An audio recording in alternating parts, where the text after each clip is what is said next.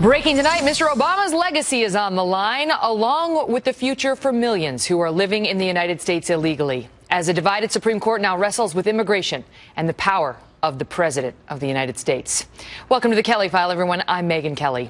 There is new fallout tonight from an historic day at the United States Supreme Court and a case that offers the justices a chance to define the power of the presidency. The 8 justices heard arguments today from lawyers for some 26 states and the House of Representatives, who say President Obama effectively trampled on the Constitution when he issued his executive action on U.S. immigration policies. With the stakes running high, thousands of protesters on both sides of the argument descended on the hearings today.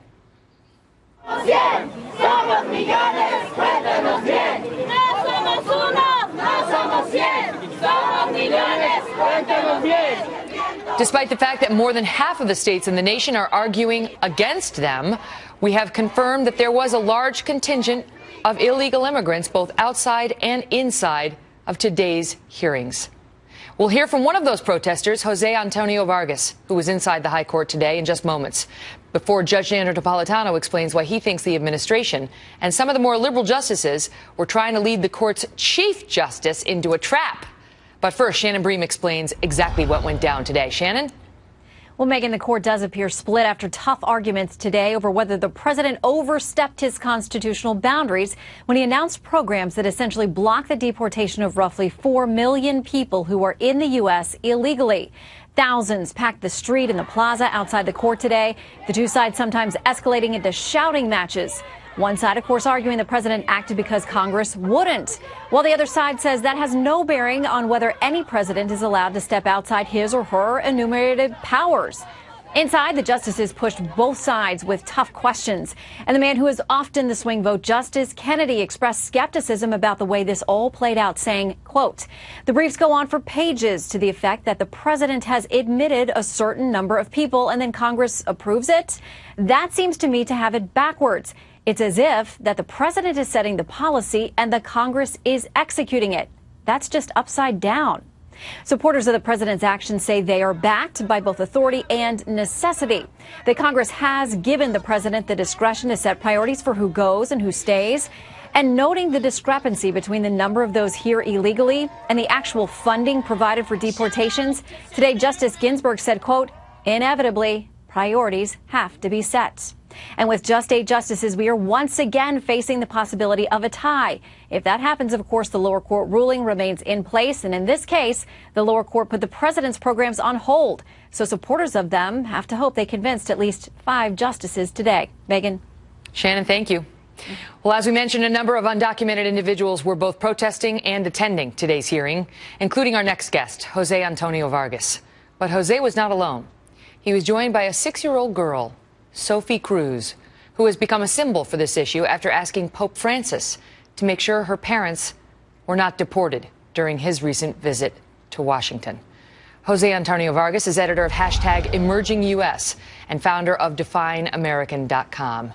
Great to see you, Jose. Thank you for being here. Thank you so much for having me. So you actually said that this was one of your proudest moments as an aspiring American today. Explain that.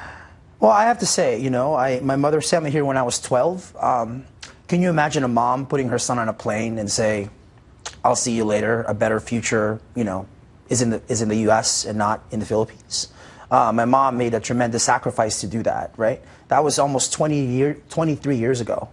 So to think that that 12-year-old kid was inside the Supreme Court courtroom today, it still kind of boggles my mind. I have to say, it was probably the greatest honor of my life here in America was being inside that court and hearing the justices really debate this with the kind of intellectual rigor that is missing from the conversation about immigration from Donald Trump and Ted Cruz, for example. And I was seated next to Sophie Cruz the whole time, 6-year-old girl. Both of her parents are undocumented. She's a U.S. citizen. And if this executive action doesn't go through, what's going to happen to her parents? And if they get deported, if the parents get deported, what happens to the 6-year-old girl? It was really interesting, actually, because we were there for like 2 hours. And so she was starting to write the names of the justices on her little notepad. And she said to me, so how many votes do we need? And I said, well, we don't want it to be a tie. So like a 5, It can't be a tie. It can't be a tie. Yeah, it can't be a tie for your side. I want to ask you, Jose, because you know what the argument is in part on the other side, which is without borders, we don't have a country. And if I get all absolutely. And the second piece of it is, what about all of those people who want to come and live in America who have waited, quote, in line, who didn't break the laws and want to do it right? Are they getting the short end if this executive action goes through? So let's answer both of those points. One, absolutely a country has a right to define and defend its borders, right?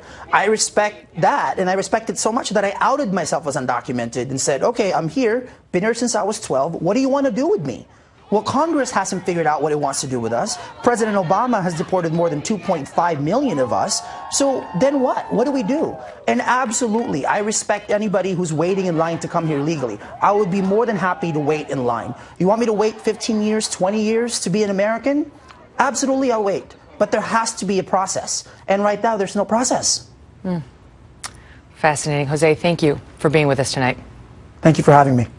Joining me now with more, Fox News senior judicial analyst Judge Napolitano, author of The Radical Expansion of Presidential Powers and the Lethal Threat to American Liberty. Judge, good to see you. Likewise, Megyn. You know, he's right about sitting in that U.S. Supreme Court, which I did for 3 years covering the high court. And, right. You know, I practice law, and I know obviously you're a judge. Let's just start on a good point, which is the amazing process by which we decide certain things in this country and the dignity with which we hash out our disputes compared to other countries that we see. Well, Jose saw today an extremely dignified oral argument, whatever side of this you're on. The 8 members of the Supreme Court devour the legal briefs and come in there fully equipped, with the exception of Justice Thomas, who prefers not to ask questions. They come in there fully equipped to challenge the lawyers, and by the manner in which they challenge the lawyers, they are challenging the other members of the court. That's right. They're trying to convince the other justices. Question, why do you think some were trying to set a trap for the Chief Justice? There really were 2 oral arguments today. I mean, there was one, but there were 2 parts to it. In the first part, it was very much 4 against 4. The 4 conservatives who I think were prepared to vote that the president doesn't have the authority to do this. No matter how it tugs at the heartstrings, Jose's story is a very, very sympathetic one. He's a unique individual. He's more American than he is Filipino, if I can say that, having spent most of his life here. And the 4 liberal justices saying the president did the right thing. He has the authority, and Congress has given him the authority. Then Justice Kagan said to the Solicitor General, that's an Obama appointee, and the government's lawyer, is there a way we could salvage the president's executive orders by tweaking some language here and there? And she said that knowing that the Chief Justice likes questions like that. He likes being creative, and he likes to be able to salvage things.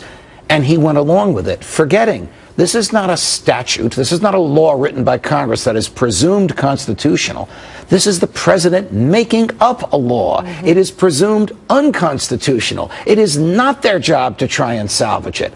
So we might wind up with a law, something that has the effect of a law that Congress never approved, that the president drafted, that the U.S. Supreme Court tweaked. Because John Roberts thinks it's the right thing to try and salvage these things. You tell me, it seemed to me that they were divided on the issue of whether the president had the power to do this. And if they're divided 4-4, then Texas and the 26 states win, because they went in there with a win, and the president's executive action would fail. Correct. But they seem to be finding a way to get out of this on a technicality to say, you know what, you states, you don't even have a standing to be here. Do you think it's likely they're going to kick this case out by saying, we can't even hear this because you plaintiffs don't have the right to be here? And if so, what happens? I don't think that's going to happen, because the Chief Justice himself said you obviously have standing. You're being forced to give driver's licenses and spend money for people that you haven't budgeted. That's enough harm to give you standing, the right to sue, standing, which the Constitution requires. He needs more than himself to reach that conclusion. I think it's 4-4 on whether the president exceeded his authority, and it's 4-4 on whether they're standing. The question is, does the Chief Justice do some cockamamie thing, like he did with the Affordable Care Act, in order to try and save this? If he does not, and it stays at 4-4, then this thing dies. And Texas wins, and the White House loses. If Texas loses and the White House wins, the president will have a field day as to what he can do in the next 8 months remaining of his term. The Attorney General from Texas told me on Friday that if Texas loses this case and President Obama wins, it'll go back down to Texas for a trial. So he thinks there'll be another bite at the apple, but I guess it depends on exactly what they say. Always a pleasure, sir. Thank you. Having a little patriotic moment there thinking about the U.S. Supreme Court. It really is something everybody should do in the course of their lifetime. Go in there and sit and listen to an argument. You will be proud of the way our system works. This is like a couple. It's not like it's got a little kinks here and there in the system, but overall, we're doing all right there.